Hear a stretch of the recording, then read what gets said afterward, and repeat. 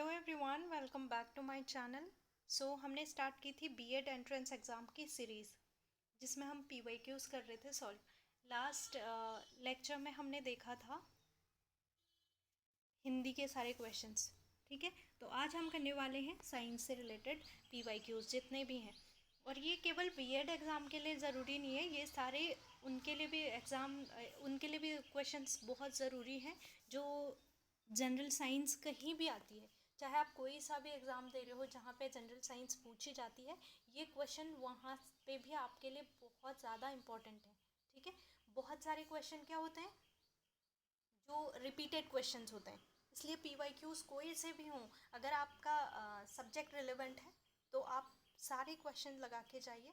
आपको हो सकता है सेम क्वेश्चन ना पूछें, बट आपको क्वेश्चन समझने के बाद आप क्या कर सकते हो, क्वेश्चन को एक जगह से दूसरी जगह रिलेट करके आंसर सॉल्व कर सकते हो, मतलब आंसर निकाल सकते हो उसका। ठीक है, कुछ चीज़ें कुछ पॉइंट हो सकता है यहाँ से आपको आ जाएं जिससे आप एलिमिनेट भी कर सकते हो चीज़ें। ठीक है, तो सभी के लिए ये सारे क्वेश्चन बहुत ज़्यादा ज़रूरी होंगे। ठीक है, तो आज हम करने वाले हैं साइंस। सबसे पहले स्टार्ट करते हैं क्वेश्चन। ठीक है, क्वेश्चन नंबर 1 हम देखेंगे क्या है। Which one of the following nutrients are present in milk.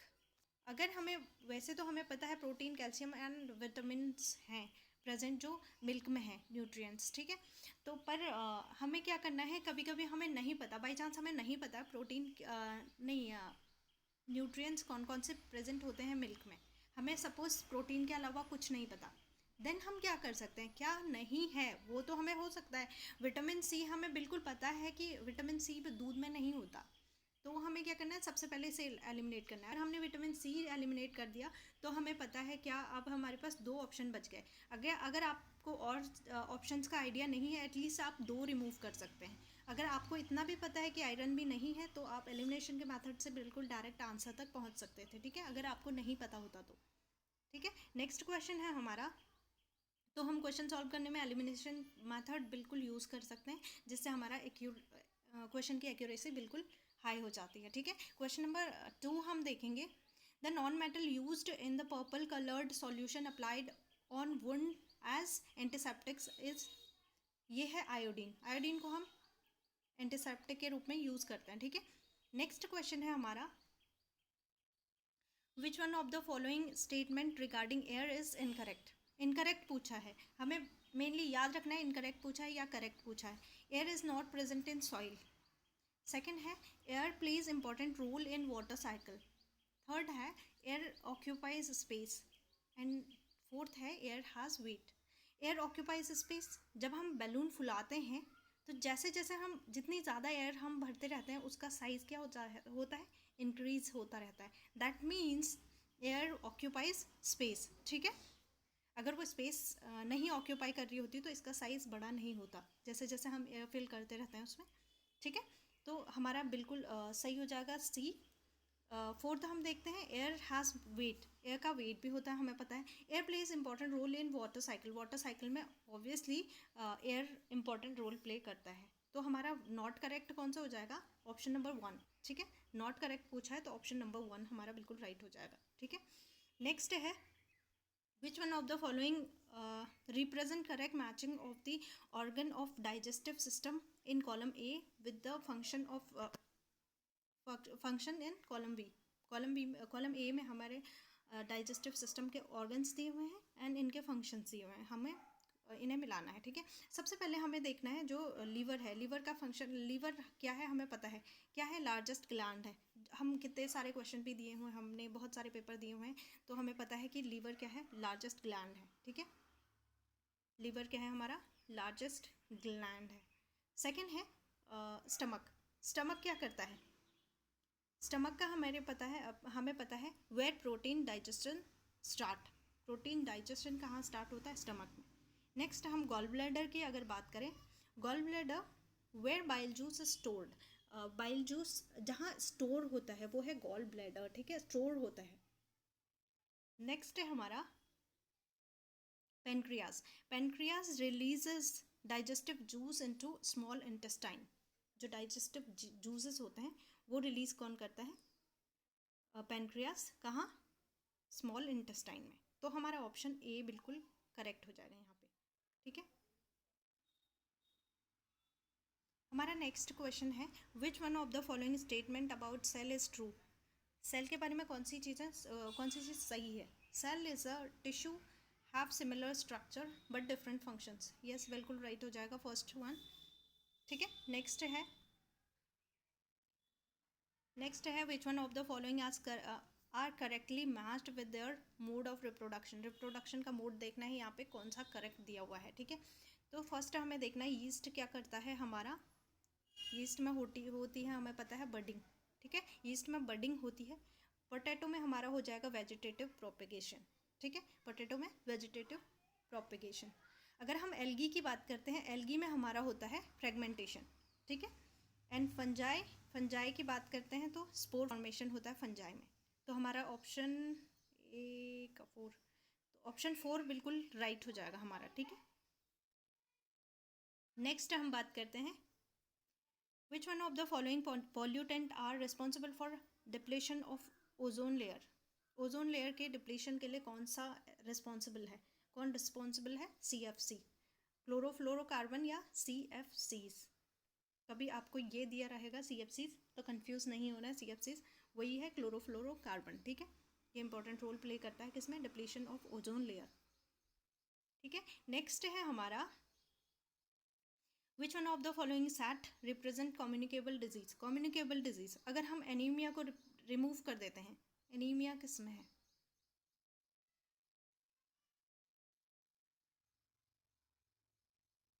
तो हमारा आंसर बिल्कुल ऐसे ही निकल जाएगा, ठीक है। एक चीज़ भी अगर आपको पता है, कभी क्वेश्चन देख के ऐसे हमें पैनिक नहीं होना है, हमें ऑप्शन देखने हैं। ऑप्शन क्वेश्चन को टफ या इजी बनाता है। अगर हम एलिमिनेट इजीली कर पा रहे हैं चीज़ें तो हमारे लिए ईजी हो जाएगा वही चीज़। अगर क्वेश्चन हमने पढ़ा हुआ है, क्वेश्चन हमने पढ़ा हुआ है लेकिन ऑप्शंस ऐसे हैं जो हम रिलेट भी नहीं कर पा रहे हैं तो फिर हमारा क्वेश्चन टफ हो जाता है, ठीक है। तो ऑप्शन देखने से पहले हम ये एनालाइज ना करें कि क्वेश्चन टफ है या इजी है। कभी कभी बच्चे क्या करते हैं, केवल क्वेश्चन पढ़ते हैं और सोचते हैं ये टॉपिक हमने स्किप किया था तो ये भी हम स्किप कर देते हैं, तो ये हमने कभी भी नहीं करना है, ठीक है। नेक्स्ट क्वेश्चन है हमारा, which one of the following is not true of the nature of science. Science के नेचर में कौन सा ट्रू नहीं है, तो यहाँ पे हो जाएगा साइंस इज ऑलवेज टेंटेटिव। ये बिल्कुल गलत हो जाएगा, पहला ही हमारा गलत हो जाएगा। तो ऑप्शन ए हमारा थर्ड में है, 3 हो जाएगा हमारा बिल्कुल right. Which one of the following is are developed by science. Science से कौन सा डेवलप हुआ है निम्न में से, तो कौन सा होगा हमारा। तो यहाँ पे हमारा हो जाएगा B, C and D। Scientific attitude, scientific temper, static mindset, ठीक है, स्टैटिक माइंडसेट। तो हमारा हो जाएगा B, C and D। Option A हमारा बिल्कुल करेक्ट हो जाएगा। नेक्स्ट है, the role of science teacher should be to. Science teacher का रोल क्या होना चाहिए, एक second. To provide product based teaching learning environment to learners. ये हो जाएगा साइंस टीचर का मेन रोल। नेक्स्ट है, ये उस टाइम के करंट अफेयर्स से क्वेश्चन है बट स्टिल हम कर लेते हैं। As per NCF 2005 good science education should be. तो ये हो जाएगा हमारा true to the learner, true to the environment of the learner and true to science.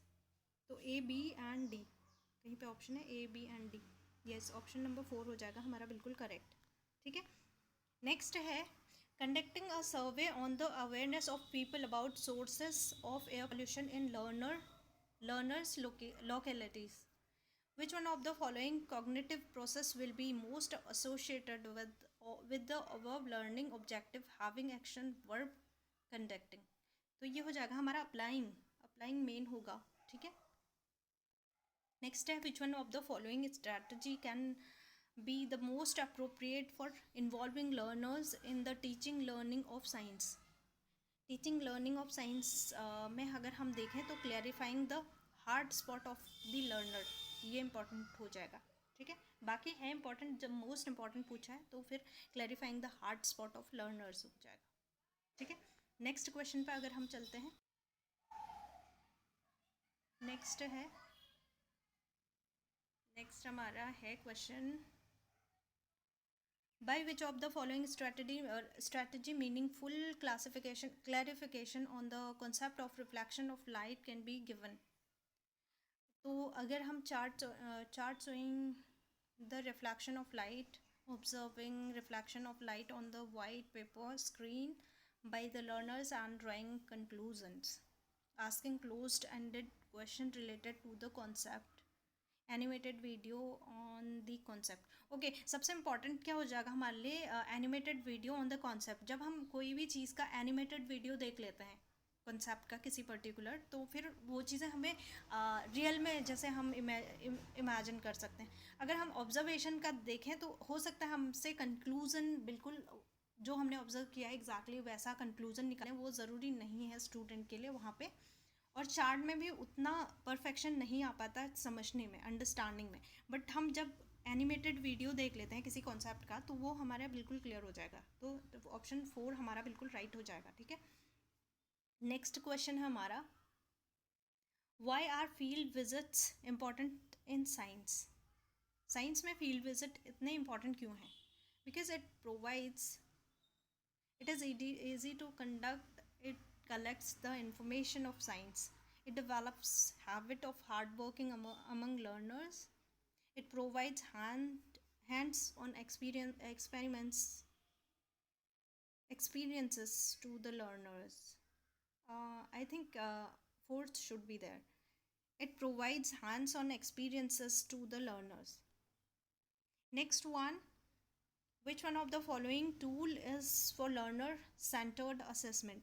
Learner centres का पूछा है, तो अगर हम पोर्टफोलियो की बात करें, पोर्टफोलियो नहीं होगा लर्नर सेंटर की जब हम बात करते हैं तो कॉन्सेप्ट मैपिंग होगा हमारा, पेपर पेंसिल टेस्ट हो जाएगा, जनरल राइटिंग भी हो जाएगा। तो B, C and D, option D is correct. Next one is assessment as learning in science means self assessment. Next question है, Amrita is trying to set up an electrical circuit, she runs short of connecting wires, which one of the following materials can she use to complete the circuit.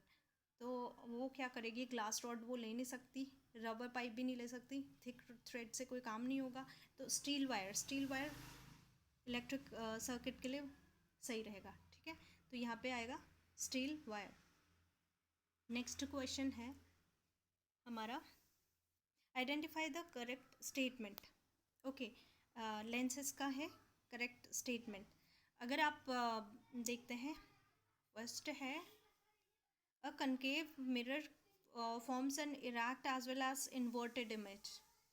Concave lens की अगर बात करते हैं, चलो second देखते हैं, a convex mirror always forms an inverted image. ये तो गलत हो गया, ये इन्वर्टेड इमेज फॉर्म नहीं करता है कॉन्वेक्स मिरर की। अब अगर हम बात करते हैं तो ये इन्वर्टेड मिरर फॉर्म नहीं करेगा। ठीक है, ये वर्चुअल करता है। नेक्स्ट है, a convex mirror forms erect as well as inverted, again inverted नहीं करता। ठीक है, कॉन्वेक्स का आप याद रखिएगा, इन्वर्टेड इमेज फॉर्म नहीं करेगा। अ convex mirror always forms an erect image, not always, यहाँ पे ऑलवेज नहीं होता तो ये स्टेटमेंट हमारा सही हो जाता, बट नॉट ऑलवेज क्योंकि हमेशा नहीं करता है, तो ऑप्शन ए हमारा बिल्कुल राइट हो जाएगा। A concave mirror forms an erect as well as inverted image. ठीक है, नेक्स्ट है, which one of the following acid is found in ants sting. तो ये हो जाएगा, ये बहुत बार पूछा हुआ क्वेश्चन है, रिपीटेड क्वेश्चन है, तो फॉर्मिक एसिड इसका आंसर है। नेक्स्ट कैलकुलेशन वाला क्वेश्चन है, और कैलकुलेशन बहुत इजी होती है, जो हमारा इजी कुछ सेकंड्स में हो सकती है। ठीक है, तो क्वेश्चन है, 3.7 kg of a fuel is completely burn to give off 1.665 into 10 to the power 8 joules of energy. The calorific value of the fuel in standard unit is, it will be 45 1 2 3। ठीक है, ये हो जाएगा इसका answer number 4। आप एक बार calculate कर लीजिएगा। बाकी ये कुछ इंपॉर्टेंट क्वेश्चंस थे, हम ऐसे ही बहुत सारे इंपॉर्टेंट क्वेश्चंस के साथ